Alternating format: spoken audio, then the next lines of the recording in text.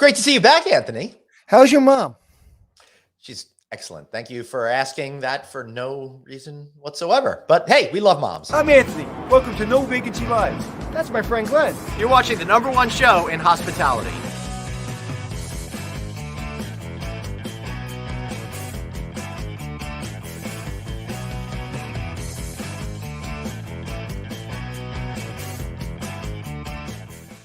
Hey, everybody. We got Anthony Melchiori right over there, and I am Glenn Hausman. Welcome.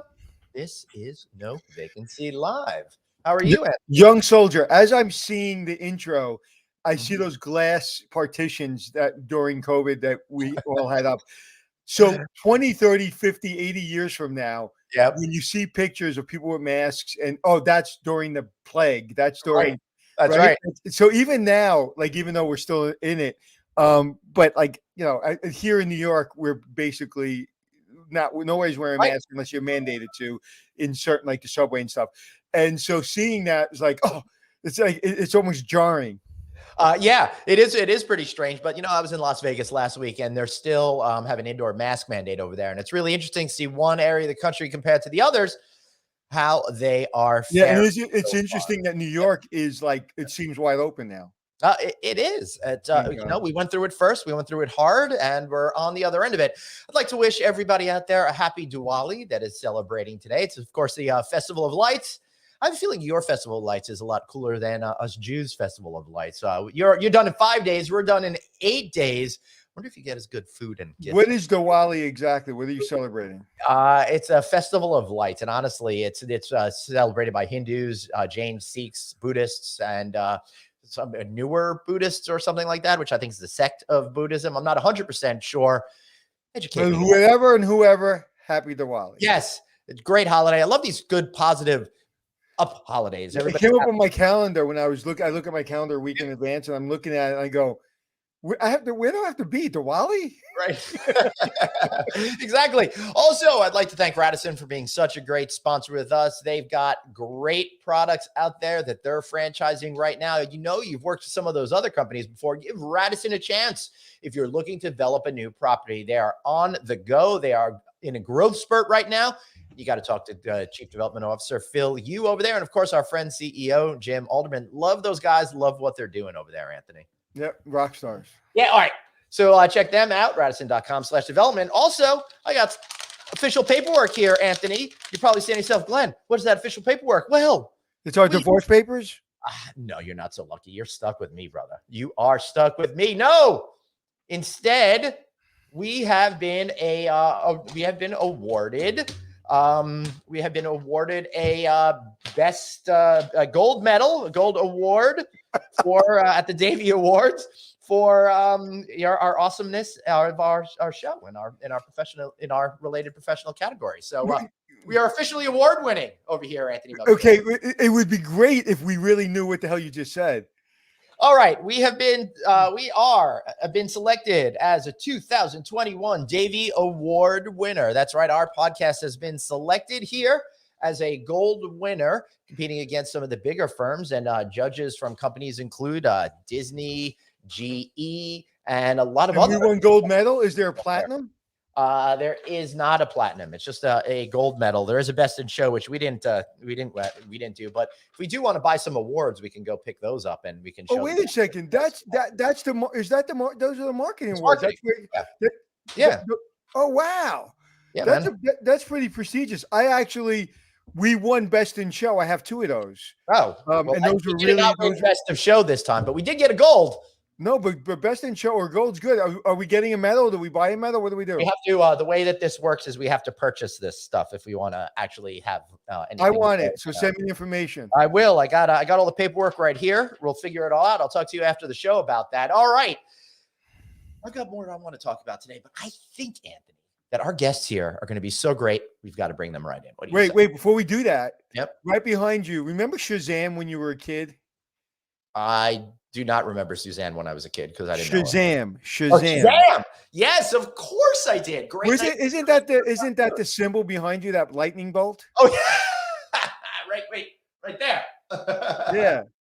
It reminds me of Shazam. All right, let's find out. So let's bring our guests. First up, Suzie Yang, GM of the Lake Nona Wave Hotel. Suzie, is that the Shazam symbol over there? It is to provoke any type of interesting imagination. So, Anthony, it is your Shazam this morning.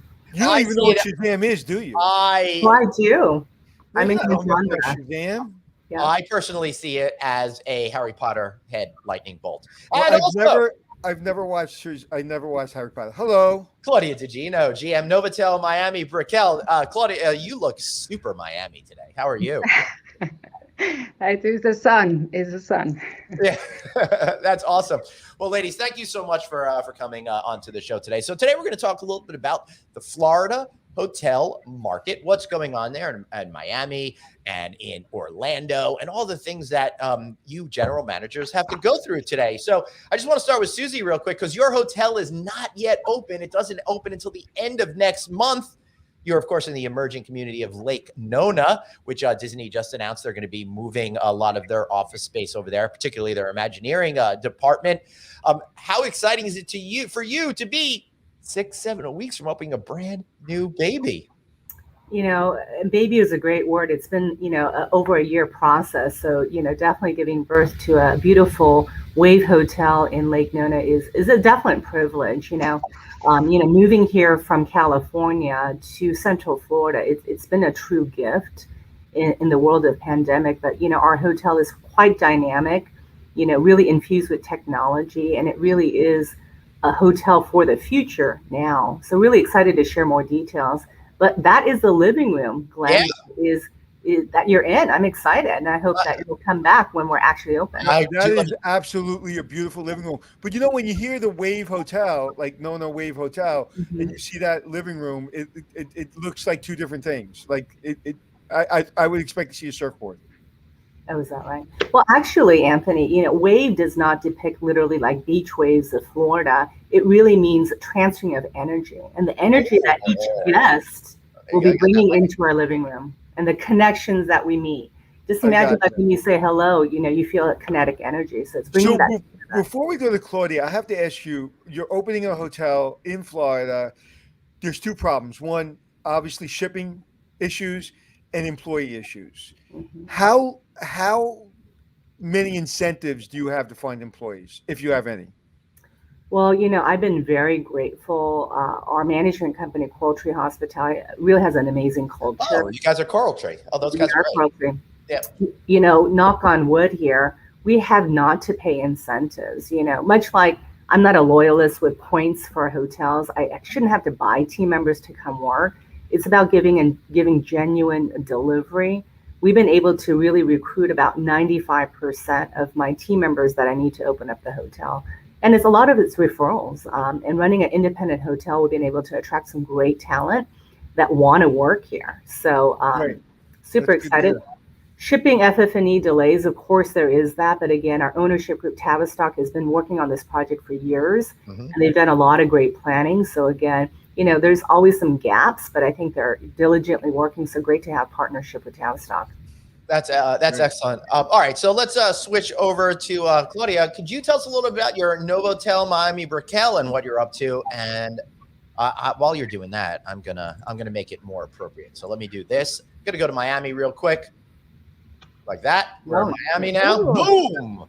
All right, I love it. Very nice background. Hey, listen, I've got magic powers over here, mostly because of Suzie's lightning bolt over there. I was able to turn that into the energy to transform into Miami. So, Claudia, what's going on with you right now at the Novotel Miami Brickell? I mean, from all indications we've been getting, Miami's been going gangbusters now for a long time. That's correct. So first of all, where you are sitting now, suddenly like your magic worked, is our beautiful lobby. So we had the opportunity to do a great renovation in all the common areas while we were during this pandemic and everything that happened that we all been going through. So we had to close the hotel back in March of last year due to the pandemic, and the hotel was closed for 6 months.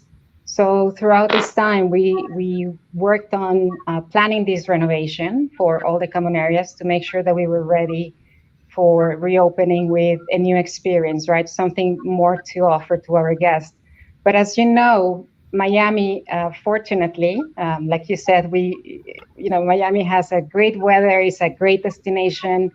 I consider it to be the capital, not only from Latin America, but from so many other countries where it's one of the top destinations. So definitely it helped us to recover faster than some other states or destinations in other parts of the world. And Miami has just been nonstop. And this has been since I think February of this year, where we start seeing the recovery really quick from having a 30% occupancy from when we reopened back in September to February and jumped suddenly to a 60, 70%. So it's been amazing. I mean, we're having amazing results, obviously, with the challenges that brings with jumping with a high occupancy suddenly and trying to figure out how to make it happen. Are you having problems finding employees? Definitely. I mean, I think this is something that we're all experiencing, and we are definitely trying to find resources on how we can overcome this challenge, like working with different labor agencies that are helping us with line staff, mainly hourly positions. And also we're becoming more efficient. I think that we learned throughout this time that we can make things better, make things easier, and at the same time still delivering an experience for all of our guests. How much percentage-wise has pay rates for line employees gone up pre-pandemic and now? Are 5%, 10%, 20%? Well, you will be surprised, but between 30 and 40%. I was trying to be nice.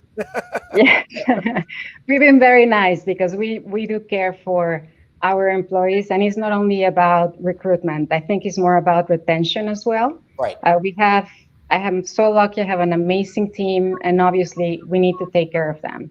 I just wrote an article every month or every time it comes out. I do an article called Ask Anthony in Lodging Magazine, and I just finished doing an article. My great assistant Kalindra, who helped me through it, and we were talking about it.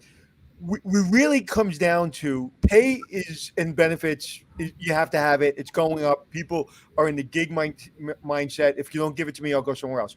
Got that. If you don't get that, you should do something else for a living.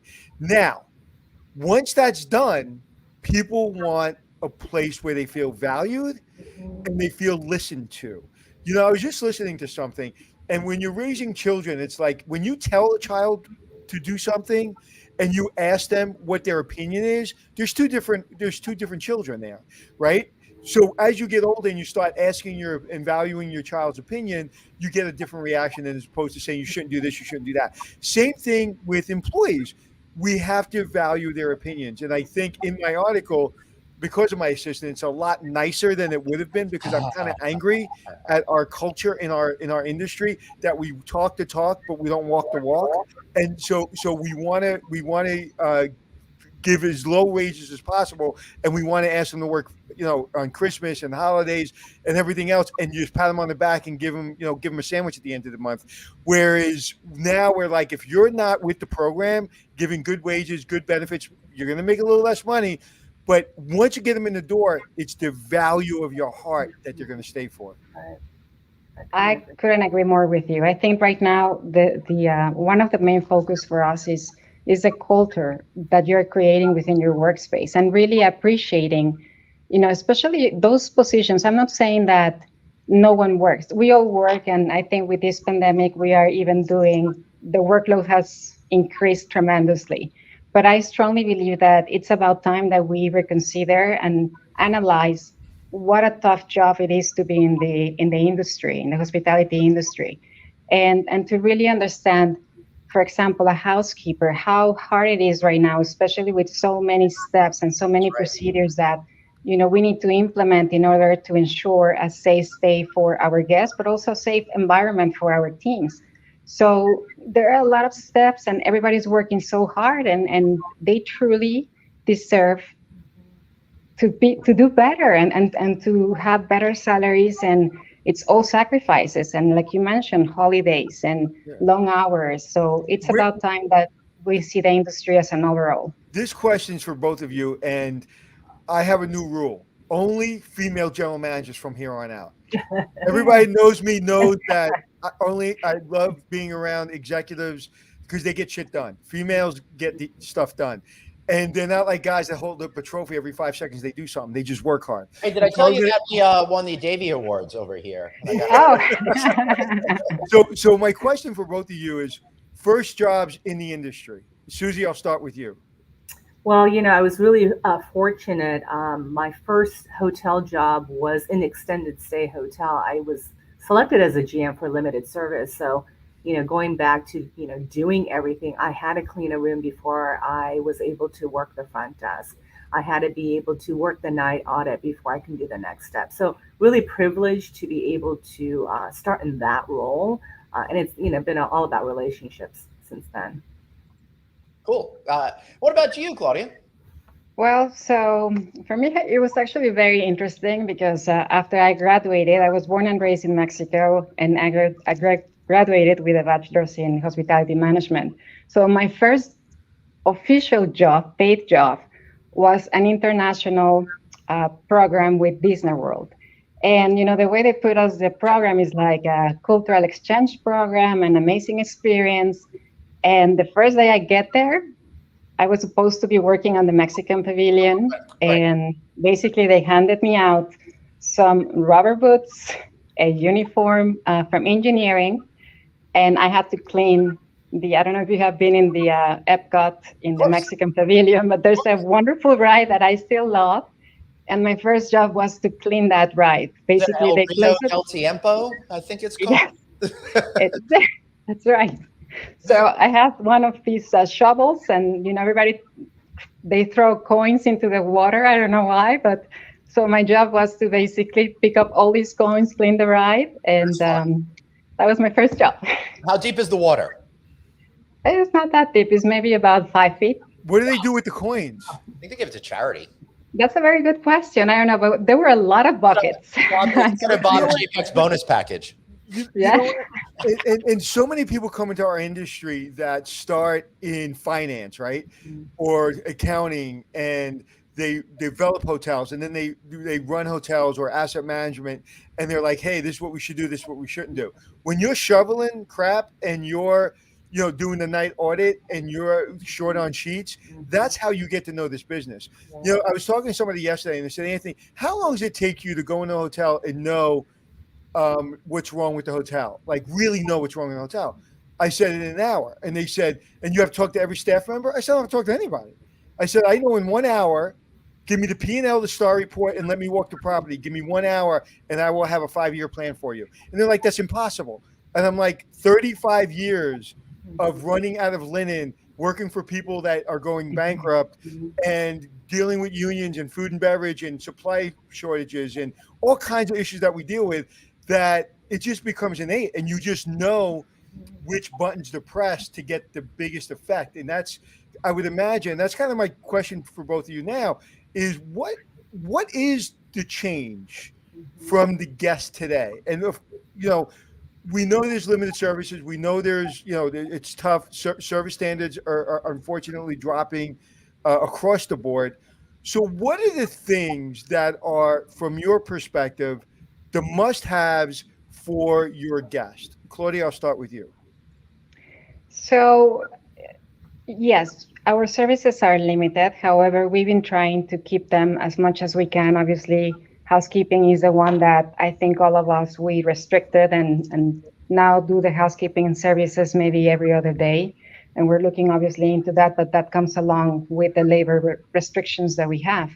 But I think that in general, all these services and the guest is expecting to have a normal experience. And this is because they are paying high rates. And as you can see in Miami, the rates are basically increased by 13-14%. So the guests are paying a lot of money, and they're looking for that good time and a nice experience because they're coming here for leisure. So we know that we don't have much group business. We don't have corporate business. So we're focusing right now on the leisure and the transient traveler. So we need to provide them with that experience, and they're looking for that.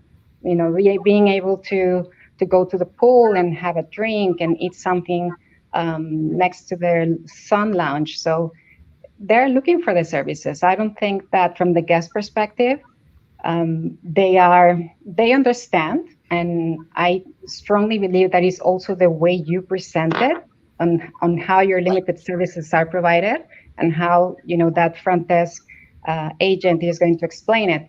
But I think in general, the guests are expecting the services to be back as soon as possible. Yeah, I agree. Especially the more people are paying, the more they expect to get the full value for where they think their dollar is going to be going. So that makes a whole lot of sense to me. Red Edward says, "Hey, Georgian Terrace in Atlanta is full of Braves." I don't know if you knew this, Red, but our friend Chris Green over at Chesapeake Hospitality, they used to manage that property until a few years ago. Also, the Gone with the Wind premiered at the theater across the street. Had a big. I think he's more concerned with telling you that the Braves won the World Series. I don't really follow baseball. I know. I was going to say, do you even know that the Braves won the World Series? I do believe that they played Houston, and I do know all of these things. Not purposely, it accidentally made it into my brain. You should have seen the last quarter. The touchdown was amazing. Right. So, Suzie, now you're about to start welcoming guests and their expectations. So I want to ask you, I want to kind of go back and go forward with my question. Number one is, unlike Claudia, you get to start creating a culture from the ground up. How do you go about that? What do you want that culture to be? And then how do you expect that to express itself through the way you take care of your customers? Yeah, that's a great question. Oh, go ahead. I'm sorry. No, Suzie, go ahead. Go for it, Suzie. So I think, going backwards is right. I haven't been physically in a hotel, operating a hotel for about 2 years. So I think fundamentally, Anthony brought up, recruiting and were there any gaps in recruiting? I think expectations of team members now have changed. I think they want to be valued, they want to be listened, and they want to be a part of something for a purpose, right? So I use those sort of basis points for what customers expect, right? They want full transparency and communication of what to expect when you arrive at the hotel. I think last year I was actually an asset manager for Diamond Rock for a year, so I knew what it was like to be an owner's seat. But I think it's clear communication. The minute that you get inside a hotel, we need to tell the customer, this is what you're going to get. Maybe your check-in is not going to be at 3 o'clock or 4 o'clock, maybe it'll be at 6. Set the expectations clear. I think number two, I think Claudia, brought about processes and cleaning. That is expected. Whether it's air filtration, sanitation, your hotel needs to be spotless, right? There's way too much competition. There's way too many hoteliers trying to get market share. Right. I think 3, time is so valuable. We've lost a lot of loved ones. A lot of people have mental health issues. I don't want you to think the minute that you come into the hotel. So we integrated technology in ways that you can check into our hotel 3 ways. We love optionality. We want to personalize that. So you can check in with the mobile app that we're developing. You can check in with the kiosk. I think for those who have flown over the last, 12 months, everyone checks in with the kiosk, right? So we'll have that option. Right. And then lastly, the traditional way, you come to a welcome desk and we'll take care of you. We want to give customers preferences and choices, because last year we didn't have a lot of choices. So that's what we're going to do with our guests and our team members. And again, super excited to be able to share that out. You said something that literally almost made me emotional. You said we've lost loved ones, and I lost 3 people during COVID. And you said we all suffer from mental health issues because of what's happened. And I think on every level, every one of us has had something. But you said it in such a way that if I worked for you, I believe you. Like there's something that is in the reason great hotels are great hotels. It's not the linen. It's nothing. It's exactly how you presented what you just said. There's that it factor of what you have, in that you really understand in a real level that that's what people want. We just don't want to think. And just like, take care of me, man. You can't clean my room. I don't care. Just take care of me. What does that mean? I don't know. It just means make sure you see me.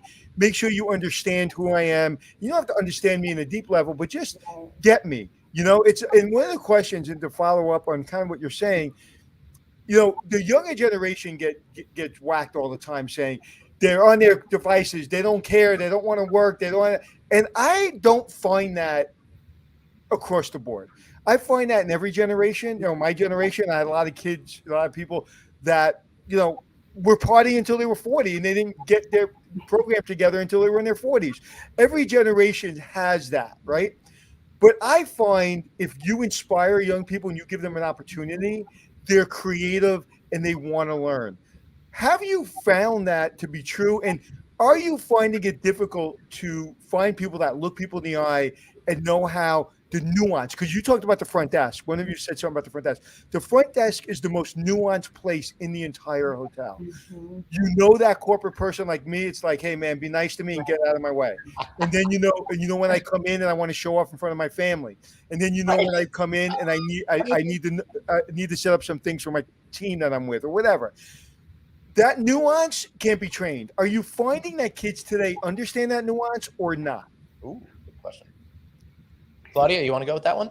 Absolutely. So I think, again, like I was mentioning before, is we need to be fully transparent and have as much communication as we can with the guests in many ways, right? It could be pre-arrival, when they get here, and even post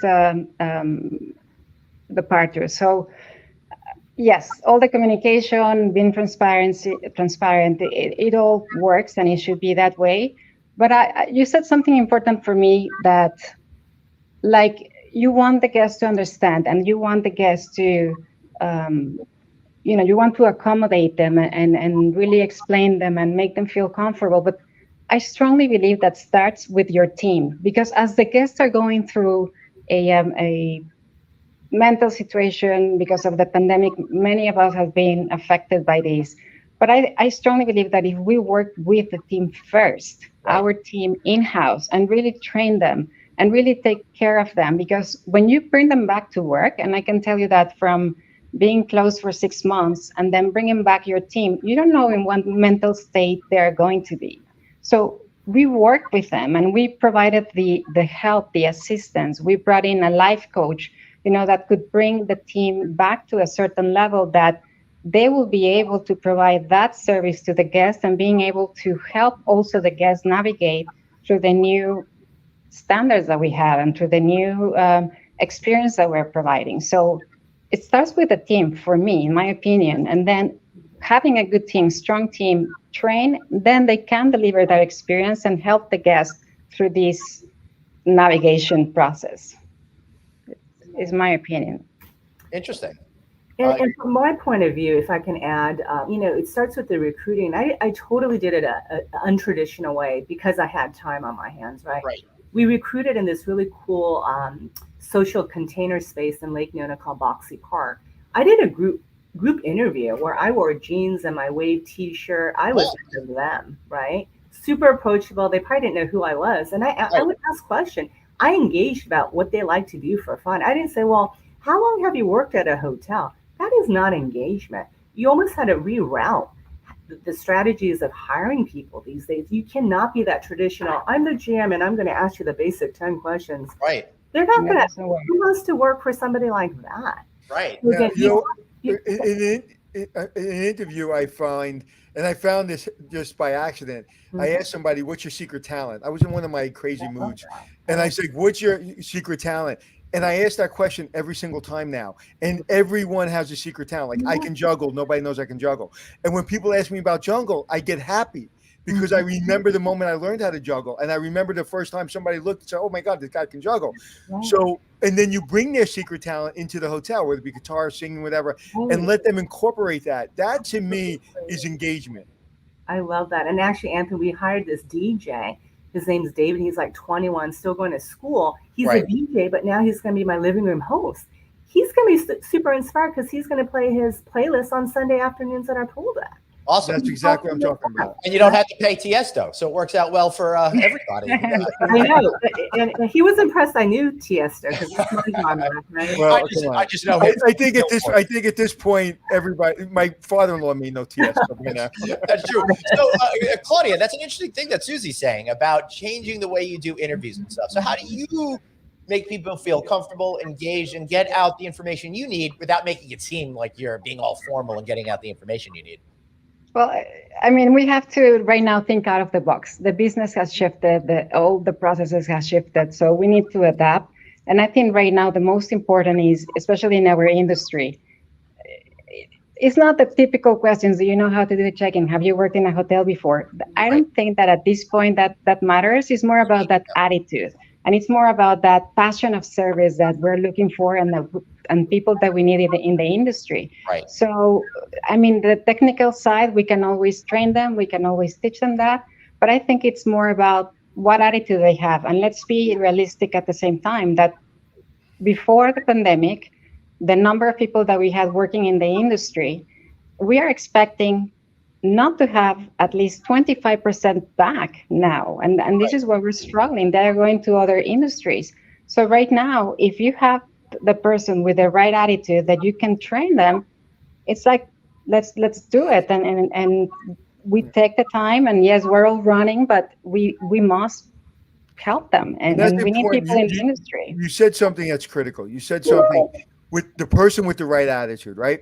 Because we're all trying to find people and we're short staffed, so we're putting warm bodies into places, right? And that will come back and just destroy you, because it took you a week to get them, uniformed and through human resources, and then it's going to take you some time to get them trained. And the time that's all done, they're going to screw up, and they're not going to show up. They're not going to care, and now you got to do it again. So yeah, you felt good when you went home that night because you have a new night auditor, but in 3 weeks, you're not going to have a night auditor. So the pain has got to continue until you fight the right person, because if not, the pain will never go away. And one of the things that you have to find the person that wants to be a hero. And when I talk about that, I mean it in a way. If you're at the front desk and someone is late for something, and I don't know, their Uber account's not working, and hey, I'll call an Uber, I'll pay for it, don't worry, and get them there. Or it's like whatever. It's like, hey, I have a headache. Don't worry, I'll send somebody to join me. It'll be in your room before you get upstairs. Whatever it is, it's like one of the things I think why we love this business is we love those moments of being a hero. And if you really love this industry, you have to find those people, because 24/7, we are on. And there are going to be things that aren't trained for. There are going to be things we haven't thought about. There are going to be those intimate moments where a guest is struggling to fix a problem, and that person has to want to be that hero. And if they're not, you're not going to find them. So right now, what I'm finding is the best hotels in the world, they're just so desperate that they're slapping people into positions that you can, the way that you wear their uniform, you're like, nobody's ever worn a uniform in this kind of hotel like that. You can just see that they don't belong. And that is my long-term fear for our industry. Yes, you're right. And I think it's the same that we're working with different staffing agencies, right? So we are going through that because we get the labor, they are here for 2-3 days, then they don't come back, and it's a continual training. So, and this is why, we are focusing, at least us with Novotel, with Accor, we're focusing on what can we do to really attract the talent that is passionate about this industry, and what as a company, what are we going to do to make it better for them? So it's not the same as we've been doing in the past. So we need to think really outside the box on how to attract this talent. I love what you're all saying, because for the last 6 months or so, we've been trying to push forward the point that we're in this era of the Great Reset. People are quitting because they don't feel appreciated at their jobs. They don't feel that they're being paid enough, and they want to go and pursue what their dreams are. So it's really hard for you to get past all of that just to get somebody in and get somebody engaged and on the team. So Suzie, I've got to ask you, not only do you have all those components, but like Miami, you have every hotel brand. Plus, you've got 4, 7, 8, or 9 major theme parks there, with more coming and all of that. How are you really focused on making people feel that they belong, that they're pursuing their career, and that they're going to want to stay with you for more than 2 or 3 days?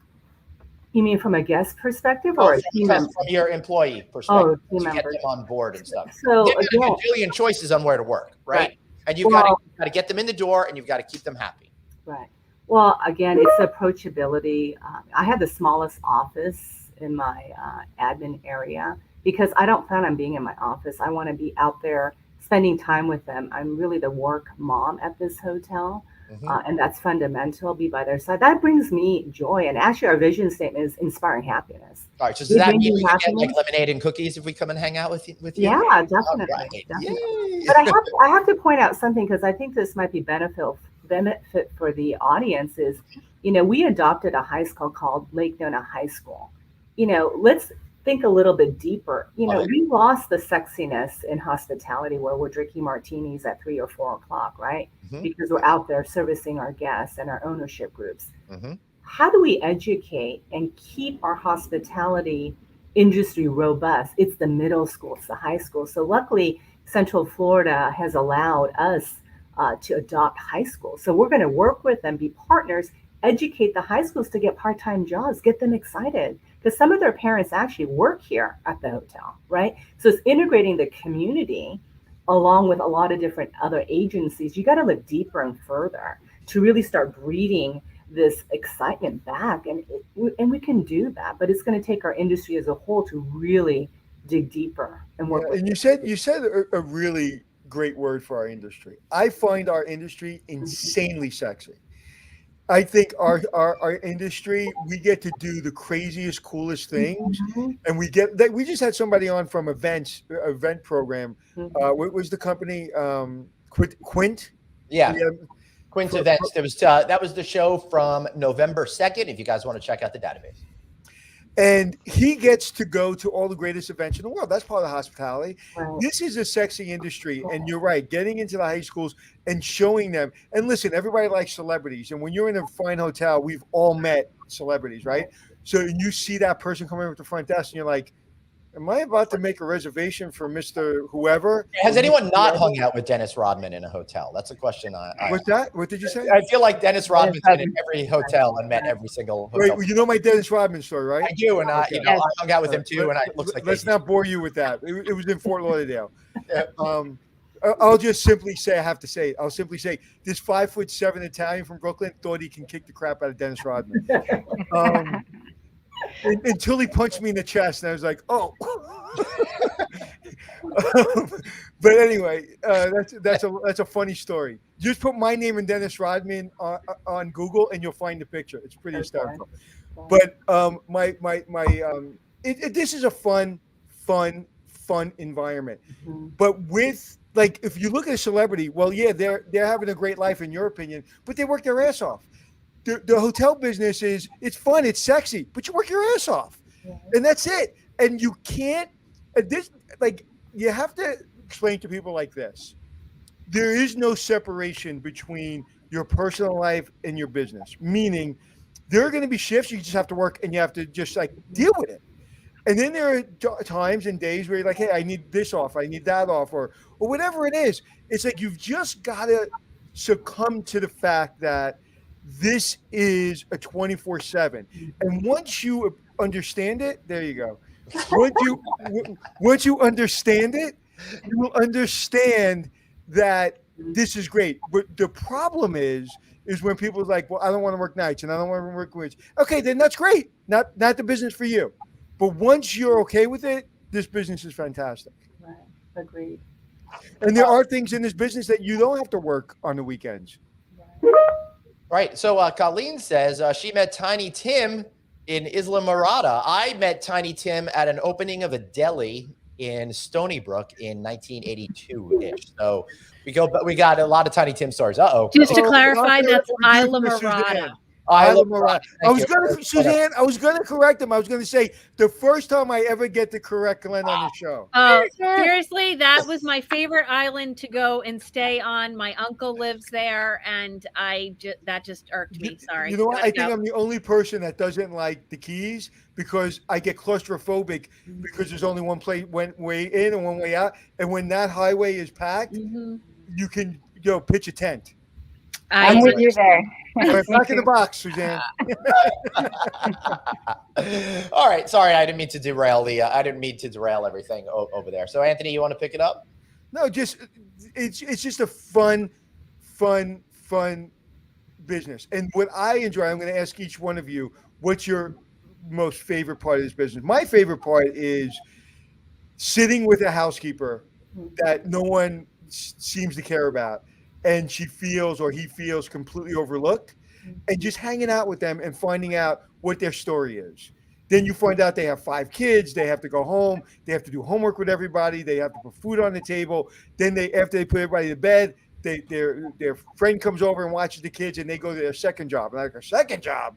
It's like you do all this and then you go to the second job. Like, those are my moments that literally have sealed me into this industry. Right. What are your favorite moments? Claudia? I miss that. My favorite moment is going for lunch in the cafeteria and sitting down with everyone and everybody having different conversations and just engaging and talking about their families and talking about I don't know, their favorite thing to do. And that's something that I really miss now, because we have a cafeteria, but now with social distancing, so it's just a completely different environment. So I do miss that part. And that's my favorite part of getting to know my staff, getting to know more than, what's your career path? What do you want to do? No, it's more about how's your family? How's your son? I miss that. I miss it. Yeah. I think my favorite part is, I think truly being a general manager is a gift. Like, I'm not the smartest person or the most attractive person, but somebody gave me the ability to be able to transform your life, to make maybe a tough day even better. And it's a gift, and it gives me joy. I'm not a doctor, but I feel like it sometimes. I feel like a therapist sometimes. So I think it's being able to help each individual, whether it's a team member that we do get to know intimately every day, or a guest. There's some very lonely travelers out there that want to share their story. And the ability to make people happy, I mean, that just it brings me joy. We can't do that. How many people can meet hundreds of people in a given day? Not many, right? You just said it, right? Coming out of the pandemic, my number one priority is to be happy. I'm a happy person. I've normally been happy for the last long time, for 15 years. And that's the goal. The goal isn't money. It's not status. It's not TV shows. It's not bigger podcasts, better podcasts. It's to be happy. Absolutely. And, I'll give you an example. Like today, I'm having meetings until 3 o'clock, maybe 4 o'clock. And I know my daughter had to go somewhere. And I was like, hey, I can pick you up right now. You got 20 minutes. I'll get you and drop you off, but I have to go. Just that 20-minute ride, she brought me a little brownie. And and she goes, Dad, thanks for thinking about me, to call me, to let me know so I don't have to take the bus. It's like that 20 minutes made me happy. Yeah. And that to me is what we get to do on a daily basis. When you're able to, people always think you check into a hotel for good times or a business trip. You check in sometimes for a funeral. Right. Or you check in to check on your aunt who just got diagnosed with cancer. Or whatever. It could be a charity that you're going to help people. It's like, so I always really take each person as where they're at, and being able to really read that person and say, hey, how you doing today? Well, you just read that person wrong because they look miserable. They could be coming here for a funeral. And I've said this many times, but a restaurant is a want. You go to a restaurant because you want to eat something. You can eat a Snickers bar, but you want to go to that restaurant for an experience. We go to a hotel because we have to, right? Your hotels are hotels where you have to go, because I want to be in Florida. I want to be on vacation. So in order to go to the amusement parks, go skiing or whatever you're going to do, you have to sleep. So to make that experience just not such a basic experience, but to actually bring with everything else they're doing and say, hey, you went to the amusement park, but our hotel's an amusement park. Right. People and really, exceeding expectations, we get to do that every day. And as you can tell, I hate this business. Yeah, you're really disgusted by the entire thing. We're starting to run out of time at this point. So I think we need to give each of you some final thoughts and a good plug for yourselves. Suzie, why don't you start? So really, one thing that this hotel is going to bring to Lake Nona is really, again, an amazing independent, non-branded hotel. Right. And we're writing our own playbook from the sequence of service. I know Anthony's a big foodie. I hope that he'll be able to come visit in beautiful Lake Nona. We have an amazing culinary team in place, awesome. Beautiful living room bar, beautiful Bacan, which is our signature restaurant that will feature Taste of South America, and a cool Haven kitchen, which is a 3-meal restaurant. But the real plug-in for everyone is the technology. It's weave with technology, view glass, which actually tints based upon the sun's rays. So actually, it's very sustainable. Keeps the cool air in and the hot air hopefully out. And so the glass itself has about 4 tints. So it might look darker on one side of the building and lighter. Number two, again, we mentioned the technology from the different various ways to check in and arrive. But lastly, you're going to love this. Yeah. Oh. Each of the guest rooms have Toto NeoRes smart toilets. Oh. They'll all sustainable, not even have toilet paper because they all have the bidets. Those are my favorite toilets. I love it. So that's going to be an education piece that I need to be able to thoughtfully curate how to educate a guest how to use that, because there's a massive remote control and the lid lifts up when you arrive in your water closet. Yep. So a little glimpse of what's to come. Beautiful area, opening late December. So come visit. Super excited, and thank you for allowing me to be on this podcast today. Well, thank you for being here. And Claudia, how about you? Well, it sounds amazing. So we have to come visit your hotel, Suzie.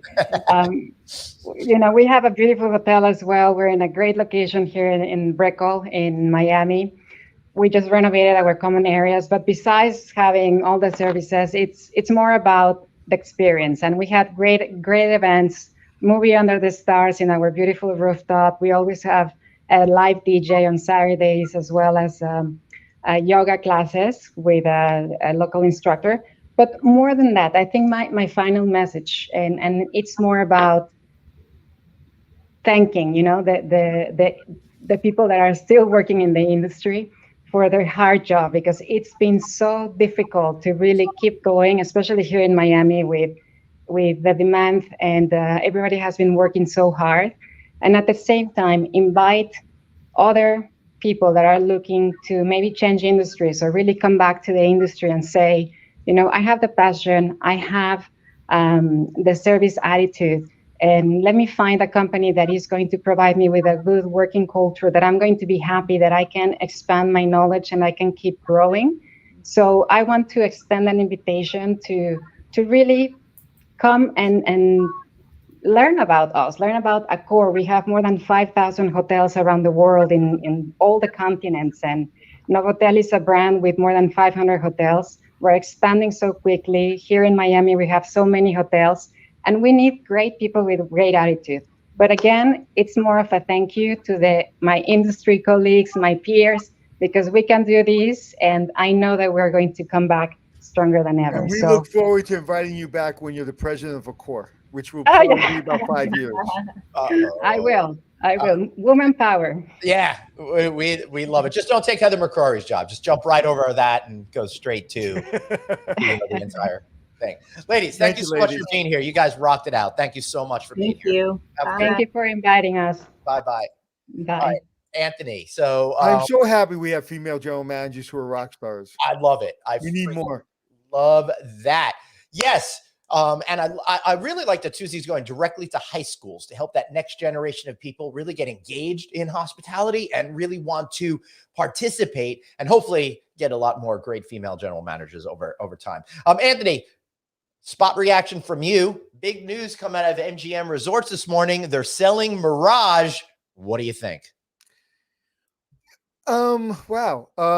Not much. It's okay. It's a real estate play. It is. They need a lot of that. They need some cash. Is Blackstone selling them, or MGM owns Mirage? No, MGM is actually selling the whole thing. They're not doing that property. They're not doing that land lease thing or anything. Right. So basically, they're taking the cash and they're using it for the $1.5 billion they just spent to run the Cosmopolitan.